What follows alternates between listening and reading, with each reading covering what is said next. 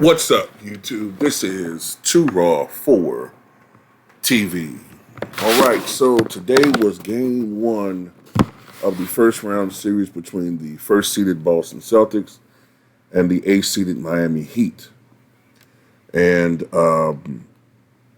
this particular series, even if Jimmy Butler was healthy, the prevailing wisdom would have been that Boston would have been in a pretty good position to win it.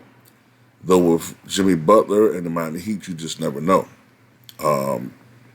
Their playoff performances are much more dynamic and much more heightened than their regular season. You get the impression that they, as a team, as an organization, they just try to bid their time and to get into some sort of playoff seeding before the end of the postseason. Though I do believe that they would be better suited to try to get a seed higher than 6. Because if you look at how well they play in the postseason, it doesn't make any sense for Miami to be a consistent 7th to 10th seed in the East. It just doesn't make any sense. But anyway, game one went pretty much according to plan, especially the first 3 quarters. As we all know, Jimmy Butler is out for a significant period of time with an injury. I think he's going to be out for at least 6 weeks. So that pretty much indicates that the Miami Heat are not going to get him back.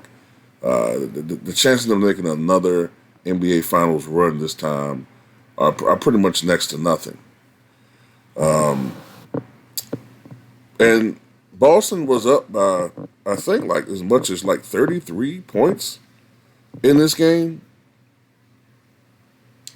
But Miami they were as a team able to make a late run. But ultimately, the Boston Celtics won by the final score of 114-94. And they take a 1-0 lead in this best-of-7 series. I get the impression, I think because of last year's postseason failure, I think Boston is going to make sure they take care of business this time. You know what I'm saying? We've seen too many teams last year let their foot off the pedal when they had a team down and a team like Miami would come back. I think Boston may be more inclined, for the most part, to make quick work of Miami. So I would not be surprised if they sweep the Miami Heat. Excuse me. I would be surprised if they sweep them this time, man. Jayson Tatum gets his first ever playoff triple-double. He had 23 points, going on with 10 rebounds and 10 assists. And also for the Boston Celtics, Jaylen Brown had 17 points with 6 of 12 shooting, 3 of 5 from downtown, although he only went 2 of 4 from the free throw line. Kristaps Porzingis scored 18 points on 7 of 13 shooting. He was also 4 of 8 from downtown. Derek White had 20 points on 6 of 10 shooting, including 4 of 8 from downtown. Drew Holiday had 6 points and 7 assists. Al Horford had 10 points and 7 rebounds. Peyton Pritchard had 8 points and 2 of 5 from downtown. Sam Hauser, 12 points on 4 of 6 overall shooting. As a matter of fact, the Boston Celtics hit 45% of their 3-point attempts, and that was a big factor, obviously, as well as rebounding. And just the fact that just a more talented overall team than the Miami Heat. Miami did make a late run. I think they got it down to as little as, I want to say it was 18, but ultimately it was pretty much it was just tit for tat the rest of the way, and Boston won by 20. Bam Adebayo had 24 points, going on with 6 rebounds, 3 assists.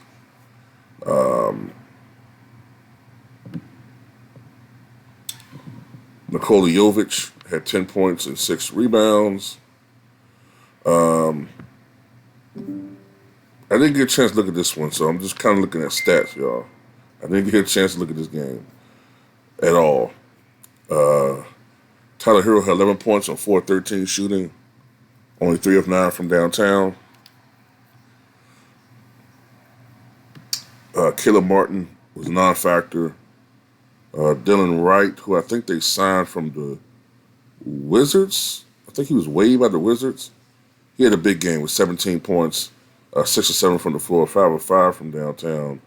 Haywood Highsmith, who had a very tragic situation he was involved with earlier this year. 0 for 4 from downtown. And Duncan Robinson, who I think just got back from injury, 5 points, but just 1 of 3 from downtown. Kevin Love, 7 points and 4 rebounds, 2 assists in 13 minutes of play. Like I said before, man, I'd be shocked if Miami makes this a series. The only thing that could help Miami is if Boston just reverts back to a lot of their bad habits, which is oftentimes apathy, laziness, bad shot selection, lack of intensity because of the perceived lack of competition in the series. Maybe those types of things can get them back in the series, but I would think Boston would be motivated to sweep this team after, last year. You know what I'm saying? But anyway, that's just my take on it, man. Tell me what you guys think.